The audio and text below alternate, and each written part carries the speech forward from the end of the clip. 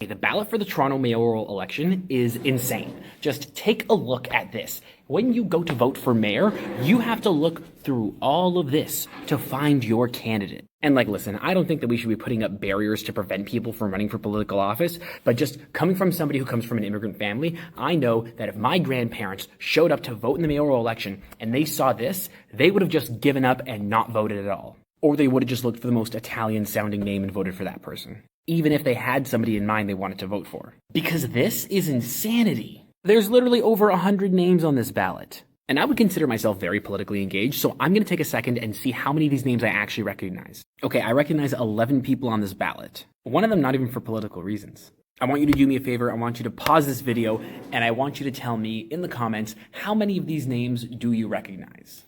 We also need runoffs or something, because at this rate, most likely the person who wins is going to win with anywhere between 30 to 35% of the vote. And that's not really democracy. We should be doing runoffs, ranked ballot. And at the provincial and federal level, we should have mixed member proportional representation. If you hit a 5% threshold of the vote, you should be getting at least that percentage of the seats. Because right now, democracy is not working. And when we have elections like this, democracy definitely doesn't work.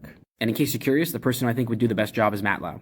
But I'd say vote for anybody who isn't Mark Saunders. If you really want to upset Doug Ford and grind his gears, you should be voting for Olivia Chow.